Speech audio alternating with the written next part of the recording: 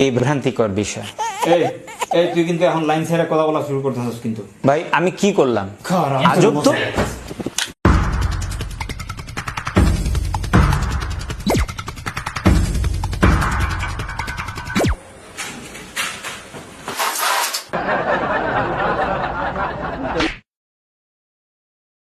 আসসালামু আলাইকুম ওয়া রাহমাতুল্লাহি ওয়া বারাকাতুহু। কেমন আছেন প্রিয় দর্শক? আশা করি ভালোই আছেন।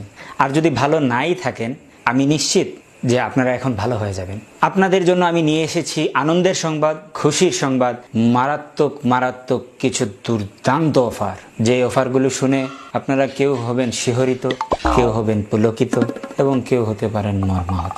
অফার নাম্বার 1, আপনি নিয়মিত নামাজ পড়েন আলহামদুলিল্লাহ, কিন্তু আপনার জীবনে অনেক নামাজ মিস হয়েছে। তো সেই মিস হওয়া নামাজগুলো কাজা আদায় করবেন কিভাবে? কারণ আপনি জানেন যে অনেক মুফতি আইন একরামরা বলেছেন এবং অনেক শায়েখরাও বলেছেন যে উমরি কাজা নামাজ আদায় করতে হয়। তো আপনি সেই কাজা নামাজ আদায় নিয়ে চিন্তা ভাবনা করছেন? নো টেনশন, আপনার অতীতের মিস হয়ে যাওয়া কোনো নামাজের কাজা আদায় করতে হবে না। অনেক টেনশনে আছিলাম রে বাবা রে। ও জরিনার মা, জীবনের আর কাজা নামাজ পড়া লাগবো না গো। যাক রে বাবা, বাঁচাইলি তুই। প্রিয় দর্শক, চিন্তা করছেন নামাজের মধ্যে কোরআন শরীফ দেখে পড়বেন না মুখস্থ পড়বেন? বিশেষ করে তারাবির নামাজে এত লম্বা 20 রাকাতের নামাজ কিভাবে আদায় করবেন, এ নিয়ে আপনার খুব টেনশন, তাই না?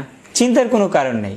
আমাদের এই অফারে পাচ্ছেন আপনি বিশেষ সুযোগ, চমৎকার একটা সুযোগ। আপনি নামাজে, বিশেষ করে তারাবির নামাজে কোরআন মজিদ খুলে দেখে দেখে পড়তে পারবেন। হ্যাঁ, ভালোই তো হয়েছে, তাহলে তো এখন আর কোরআন শরীফ পড়াই লাগবে না। অফার নাম্বার 3, চলছে রমজান মাস। যারা হার্ড ওয়ার্ক করে, কষ্টের কাজ, বিশেষ করে রিক্সা ড্রাইভার যারা, অনেক কষ্ট হয় তাদের, এই রমজান মাসে তাদের রোজা রাখা লাগবে না। হ্যাঁ, এ দারুণ অফার, দারুণ অফার। এই ঠিক আছে, এখন ঠিক আছে। হ্যাঁ, পরবর্তীতে ঠান্ডা আসার পরে কিন্তু এই রোজাটা আদায় করে নিতে হবে। যেটা খুশি হয়েছিলাম পুরা মাটি করে দিল। ধর,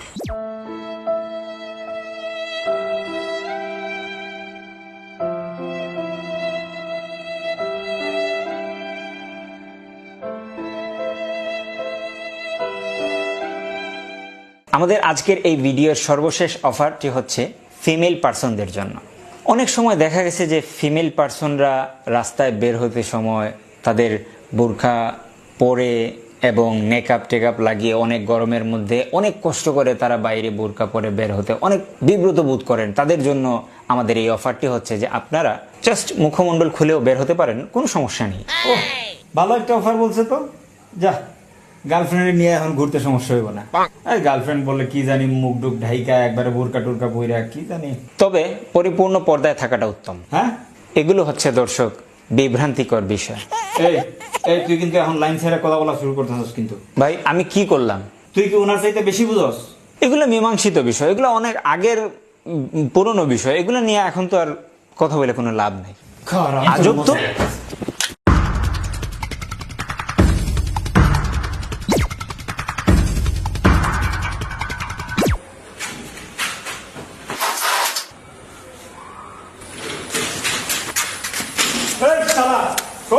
যা রে, বাইসা গেলি তুই। আইস নাইলে হ্যাঁ কি কর দেখ তো।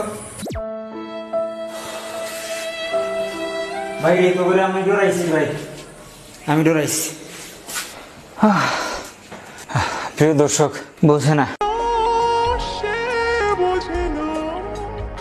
মানুষ একটা জিনিস বোঝার চেষ্টাই করে না। আসলে ঘটনা হয়েছে কি প্রিয় দর্শক, সঠিক কথা বললে মানুষের গায়ে লাগে। আমি কি বলবো, শুনুন হুজুর কি বলতেছে।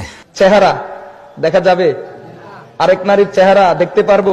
কেউ কেউ তো বলে হাত খোলা রাখবে, চেহারা খোলা রাখবে, পুরা শরীর ডাকবে। নতুন পরিভাষা বাইর করছে, চেহারা ডাকলে ভালো, এটার নাম হলো আজিমত। আর চেহারা না ডাকে খোলা রাখলে এটার নাম হলো রুখসত। আজিমত আর রুখসতে নতুন করে বুঝছে। যারা তাফসীরের কিতাব লিখে গেছে, আজকে 1400 বছর পর্যন্ত হাজার হাজার কিতাব লেখা হয়েছে, এরা কেউ আজিমত রুখসত বুঝছে না, উনি নতুন করে বুঝছে। ইন্টারনেটে আজকে বিভিন্ন মন গড়া ফতোয়া বলা হচ্ছে। উনি বলতেছেন যদি কোনো মহিলা রাস্তাঘাটে হাঁটে, তাহলে যদি রাস্তাঘাটে হাঁটার সময় সে প্রয়োজন মনে না করে, তাহলে সে কি করতে পারে? চেহারা খোলা রাখতে পারে। নামাজের মধ্যে কোরআন লম্বা পড়বেন তো মুখস্থ করেন, দেখেন মুখস্থ করতে আপনাকে পিটিয়ে লম্বা কোরআন মুখস্থ করানো উচিত। বিষয় হলো যে নামাজের ভিতরে কোরআন দেখে রাসূলুল্লাহ সাল্লাল্লাহু আলাইহি ওয়াসাল্লাম পড়েননি, সাহাবীরা পড়েননি, এটা আহলে কিতাব অর্থাৎ খ্রিস্টান ইহুদিদের নিয়ম। তারা তাদের কিতাব মুখস্থ করতে পারে না, আল্লাহ তাদের কিতাবে সেই দেয়নি।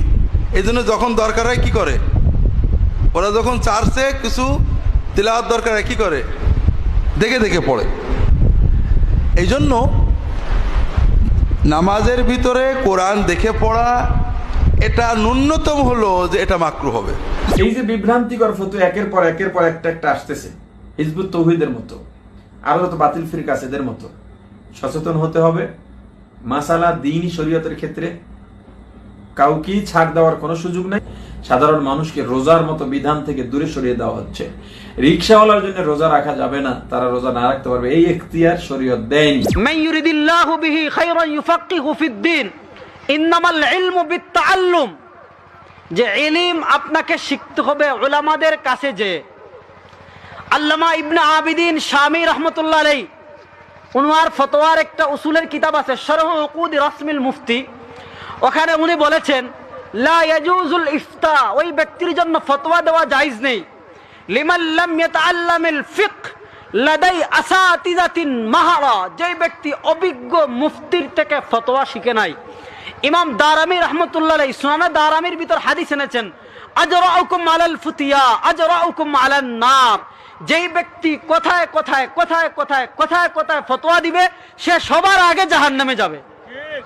আজকে সমাজে একটা ফিতনা সৃষ্টি হয়েছে, ওয়াজ মাহফিলের পর শ্রোতাদেরকে প্রশ্ন উত্তরের সুযোগ দেওয়া হয়।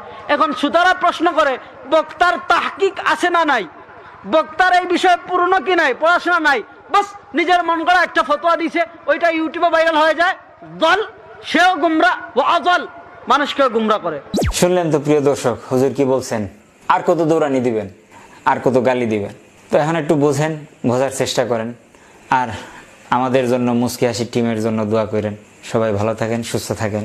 আসসালামু আলাইকুম ওয়া রাহমাতুল্লাহি ওয়া বারাকাতুহু।